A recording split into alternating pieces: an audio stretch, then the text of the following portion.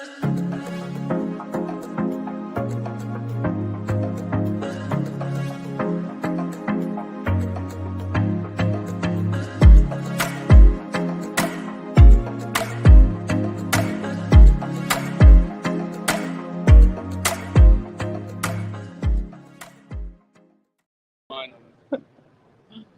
morning, everybody. Last day of the trade show. Blind Man's Puff here with Pete Johnson of Tatuaje Cigars.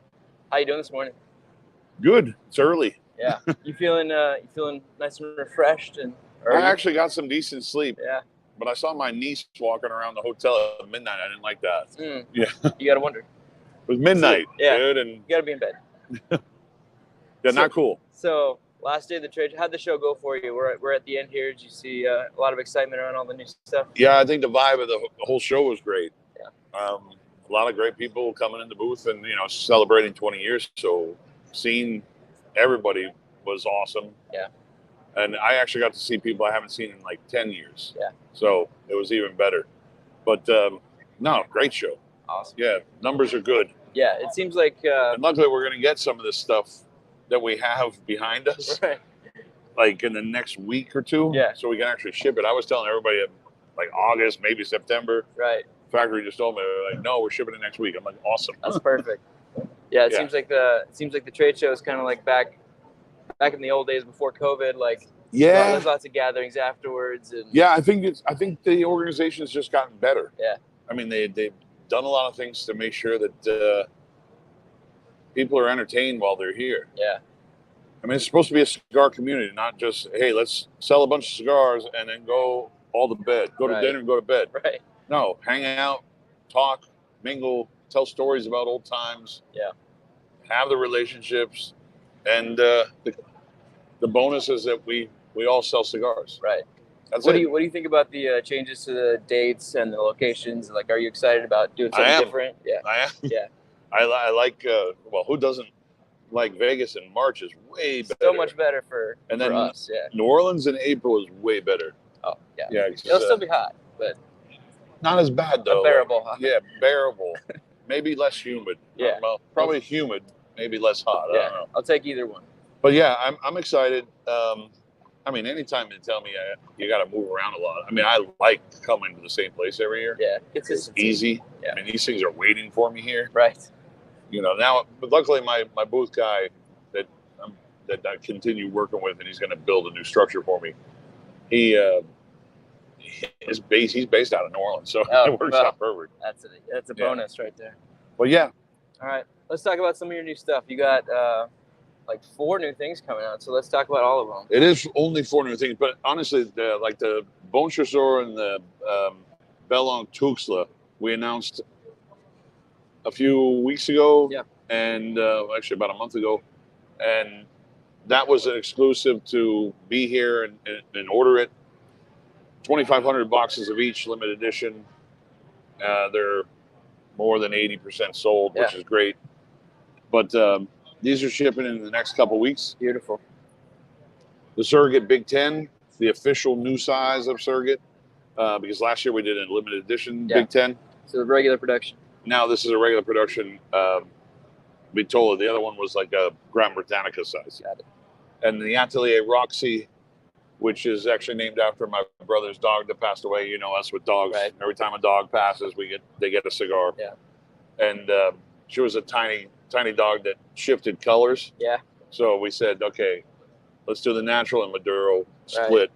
So Sancti Spiritus natural and broadleaf Maduro. Beautiful. So original blends, just new sizes. Yeah. Little tiny guys. Little 3.5 by 50 version. Perfect. Little quick smoke. It's fun little smoking. Awesome. Plus, there's a little twist there. So when I was a kid, I used to play at this rock club called the Roxy. There you go. So, kind of funny. That's awesome.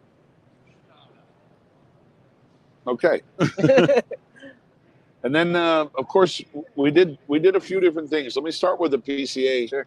The PCA exclusive is a 6 3/8 by 54 Sumatra, what we've called Capa Especial since I think 2010 or something like that. It's been a while. Yeah, it's been a little bit, right? I made a special band just for the PCA with their colorways and their logos. I think it, has a good little look to it. Yeah. It's a little all over the place, but at the same time, it's still cohesive. Yeah. Yeah. Sumatra Oscuro, really happy with that. And it's kind of a play off of these, but a slight twist on the blend. These are actually line extensions to the Bon Chasseur and the Bellonc. Okay. So years ago, for the TA, I did the Grand Chasseur. So 10 years ago, actually. Yeah. I did the Grand Chasseur, so Havana wrapper. They fall right in line with the Bellonc and the Bon Chasseur. And then we did a cigar called the Grand Maravilla, but now it's called Grand Merveille, so the French theme stays right. across the board. 6 1/8 by 46. Based on sales, which have both been tremendous, everybody's leaning more towards this one. Smaller one. Which is amazing for me because I've been pushing small ring gauges for 20 years. Yeah. And everybody's like, hey, you need fatter ring gauges. I'm like, yeah, but these ones are really good. Yeah. I'm hoping so that trend continues. Like, it seems like for a while, it's weird. It's changing continents. That makes my heart happy. It's changing continents. All the old world is coming here. Oh, yeah. And all the 7x60s are going to London. I'm fine with They can have Which them. is weird. Yeah, I don't... and, like, the international market for big sizes is crazy right now. Yeah? Yeah. Interesting. I think that when they came out with Bahiques and they did the 56, that started a big trend for big ring gauges for them. Yeah, that was the first time Cuba started moving up 54 with 58s. Yeah. And customs at 60s, and next thing you know, they're like, yeah, we want these. Yeah. And the domestic side, us, we're like, yeah, but we like Lanceros again. Yeah. Which is wild. They're just on the curve behind us, that's all. But last but not least, we won't see this for probably 2 years. Yeah. I'll be honest. All right.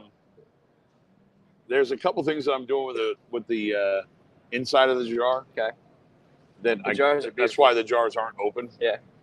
But the inside of the jar is going to have some type of insert. Okay. And I don't want to show it. Yeah. But how many of those going to hold? 19 cigars. Okay. Yeah. There's 2 different sizes. Yeah. The one size you see on display is actually not the real size. It's we had a dinner on Sunday with a bunch of retailers and friends and family in the industry, and the Garcia said, hey, we're making a 2-pack coffin for dinner. We're putting the Dom Pepin limited edition in there, and we need a Tatuaje to go in there also. And it's like, I'll make 300 cigars in that size in the blend that the 20th anniversary is. Yeah. So that's a one-off. Got it. Yeah. And 250 went passed out, and of course I kept 50 to smoke. Of course. But yeah, it's not the actual size that's going to go in the jars. There might be close, but not exactly. Yeah. But yeah, I'm in love with this blend because it's actually based on a blend that I had for 20 years. But using this I only use this blend in one particular size. And it's a very skinny, long size. Yeah.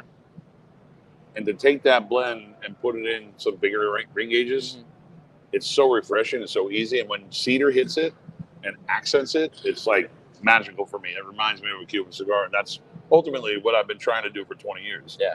Was to, take business away from Cuba. Right. So, well, that's been the buzz of the trade show. I think everyone's excited about very cool. That.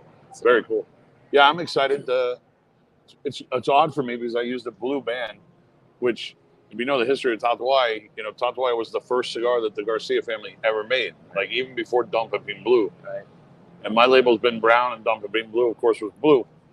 And here I am using a blue band after 20 years. It's definitely different from anything that you've released before, but it still fits. Yeah, I just wanted to, follow the die cut, but add that holographic foil. Yeah. Because there's micro embossing on that holographic foil. You can't really see it, but there's a big 20 like this logo on there, and a bunch of little tatuajes. That's awesome. So, just gives it a different dimension. Beautiful. But I'm not really crazy with ridiculous big bands. Sure. Although we do have a ridiculous big band over there with La Union, which is a collaboration that we're doing. Yeah. How big is that one? Pretty big. Yeah. Take up the whole cigar. There's 2 backings to it, so you have to peel twice. Okay. Yeah, that's sometimes that's nice because you can peel one and then you still have one. Because what it is two bands. It was basically two bands put together. Got it. Yeah, it's a fun project, but that's we'll check that out. Yeah. Yeah, go take some video of it. It's called La Union. The first release is Corojo for me and Habano for the Garcias. And the second release is actually Sumatra for me and Broadly for the Garcias. Beautiful. But it's going to be outrageously expensive. That's fine. Yeah. We'll still pay it. Do you want to touch on the Anarchy NFT thing?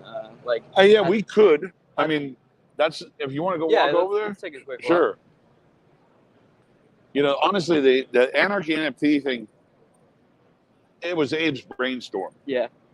After seeing the Andalusian Bull NFT, Abe called me and said, I got to do this once before I die. Right. And he thought he could do a great job with it. He goes, but I need to do, he goes, I think Anarchy is the best cigar for it because absolutely, it's one of these cigars that's been kind of, you know, historic in the industry for store exclusive. Yeah. And then people are always looking for more and more of them. And if they find a random box here and there in a store, they grab them. So I put together an original blend. I think it's more close to the original blend because, you know, I had a Redux of it. Yeah. I think this is more close to the original blend than the Redux was. Those are still prized possessions by a lot of people, those original ones. And 7 humidors. This is Abe's actually, number 7. He's taking number 7. The other 6 are going to be auctioned off, but inside there's 75 cigars and they all have double holographic foil, top and bottom. But the ones in the boxes actually only have a single holographic foil on the bottom and then cream on the top or white on the top. Yeah. Just to make sure people know that when someone's buying an Anarchy and they have only the single holographic foil came out of the box, right? I don't want people trying to say, "Oh, this came out of the humidor." Right. So each of the humidors is going to be different, right? Like. Well, no, each of the humidor is this, but they'll be numbered. Okay, got it. Yep. 1 through 7, and then obviously, you know, this is a handmade product, so even the box is made at the factory in Nicaragua. Right. So I'm sure there's going to be accents to each one that make it unique. It's like the jars. I mean, the reason why they're all muddled is because that's the way I want them to be. Yeah.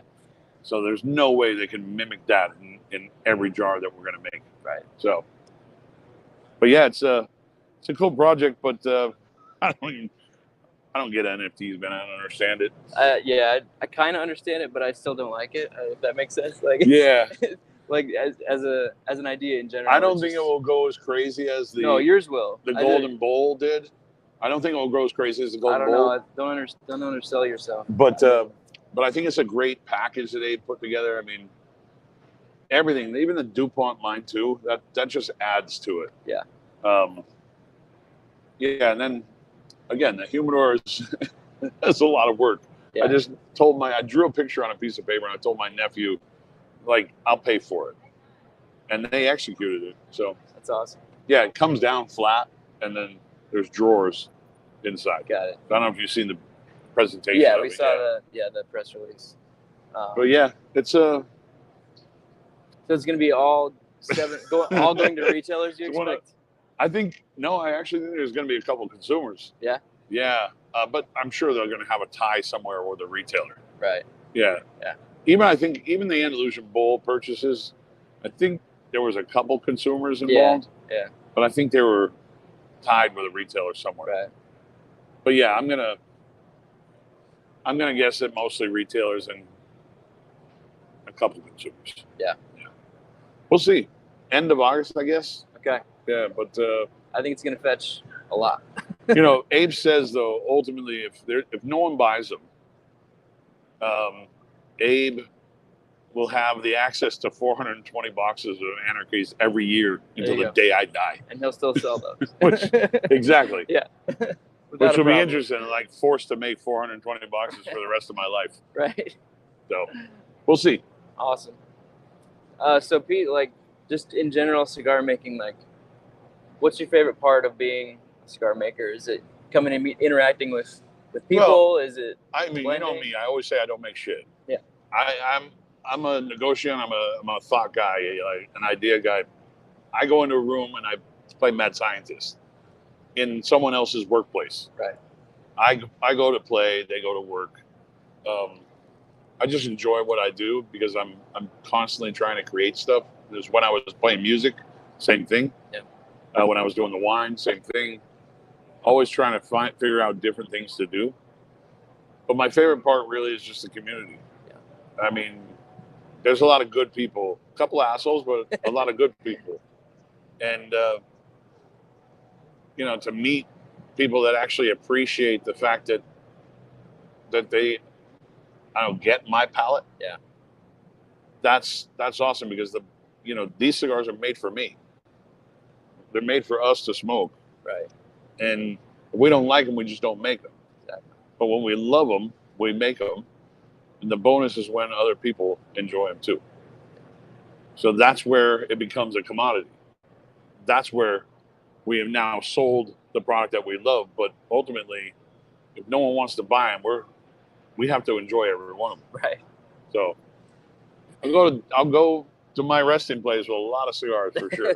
Yeah, I have more than I could probably smoke in my lifetime. I'm afraid. Exactly. But yeah, it's the community, it's the people,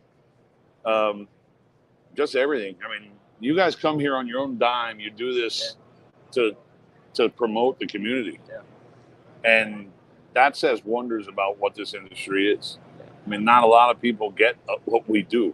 The FDA for sure doesn't understand what we do, and it's nice to see people, giving back. That's why I give back to every organization, because I want to make sure that we're here for the next 100 years. Right. I won't be here, but maybe the kids will still be around, and the grandkids will be around, and it's just we need to keep on protecting the industry. That's why I keep on pushing people to join the CRA, to be part of the organizations that we work with, to get involved with TA, PCA, CRA, so we can keep on fighting against the antis and do what we love to do, because it's a small cottage industry that doesn't deserve to be lumped into the big tobacco. Absolutely. So, yeah, it's about the community. Yeah.